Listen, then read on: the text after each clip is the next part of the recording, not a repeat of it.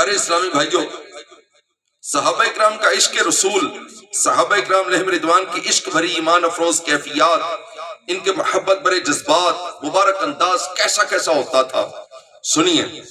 حضرت مصعب بن عمیر رضی اللہ تعالیٰ عنہ صحابی رسول ہیں، ابھی سرکار علی وقار صلی اللہ علیہ وآلہ وسلم ہجرت کر کے مدینہ منورہ تشریف نہیں لائے تھے۔ اس سے پہلے آپ صلی اللہ علیہ وآلہ وسلم نے حضرت مصعب بن عمیر رضی اللہ تعالیٰ عنہ کو نیکی کی دعوت عام کرنے کے لیے مدینہ منورہ بھیجا تھا۔ آپ نے یہاں آ کر نیکی کی دعوت کی خوب دھومیں مچائیں، بہت سارے لوگوں نے آپ کے ہاتھ پر اسلام قبول کیا۔ انہی دنوں کی بات ہے کہ ایک روز حضرت مصعب بن عمیر رضی اللہ تعالیٰ عنہ مدینہ منورہ میں ایک مقام پر بیٹھے دینی درس دے رہے تھے، دیگر صحابہ اکرام علیہم رضوان بیٹھے سن رہے تھے۔ ان سننے والوں میں حضرت ابو عبد الرحمن رضی اللہ تعالیٰ عنہ بھی موجود تھے۔ درس کے دوران جب بھی سرکار علی وقار صلی اللہ علیہ وآلہ وسلم کا ذکر پاک آتا تو حضرت ابو عبد الرحمن رضی اللہ تعالیٰ عنہ کی آنکھوں میں دیدار مصطفیٰ کی چمک دکھائی دیتی اور آپ کا دل شوق دیدار سے بیتاب ہو جاتا۔ آخر انہوں نے بیتاب ہو کر کہا، رسول اکرم صلی اللہ علیہ وآلہ وسلم کے دیدار کے لیے دل بیتاب ہے۔ ان کی یہ بات سن کر حضرت مصعب بن عمیر مسکرائے اور فرمایا، اے ابو عبد الرحمن صبر کیجئے، دن گزر ہی جائیں گے۔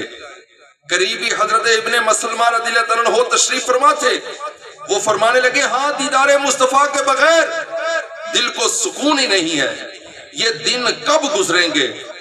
گزر تو جائے گی تیرے بغیر بھی، لیکن بہت اداس بے قرار گزرے گی۔ یہ جو دیدار رسول پانے والے ہیں نا، یہ بہت تڑپ رکھتے ہیں۔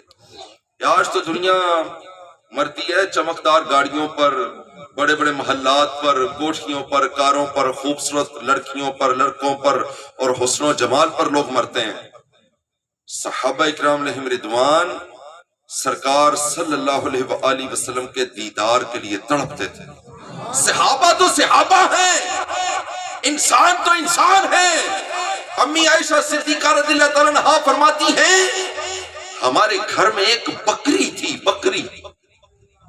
جب سرکار صلی اللہ تعالیٰ علیہ وآلہ وسلم گھر تشریف لاتے نا تو وہ بکری ایک طرف ہو کر بیٹھ کر سرکار کی طرف دیکھا کرتی، سرکار علیہ السلام کی طرف دیکھتی اور پلک نہیں چپکتی تھی۔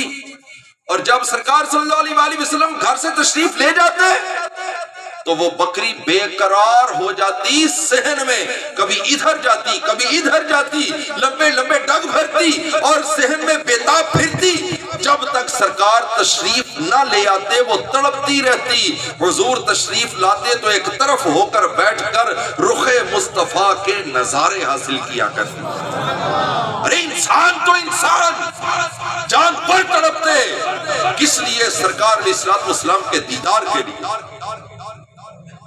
پیارے پیارے میٹھے میٹھے اسلامی بھائیوں، صحابہ اکرام علیہم رضوان نے نا حضرت مصعب بن عمیر رضی اللہ تعالیٰ عنہ سے کہا، مصعب بن عمیر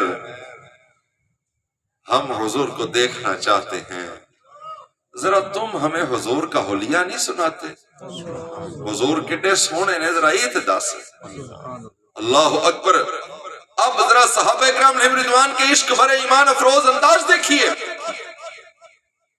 حضرت مصعب بن عمیر رضی اللہ تعالیٰ عنہ آپ دو زانوں یعنی دوران نماز جیسے اتحیات بیٹھتے ہیں ایسے بیٹھ گئے، سر مبارک جھکا لیا، آنکھیں بند کر لی، گویا نور والے آقا صلی اللہ علیہ وآلہ وسلم کا تصور باندھ کر جلوہ نور کو ذہن میں لا رہے تھے۔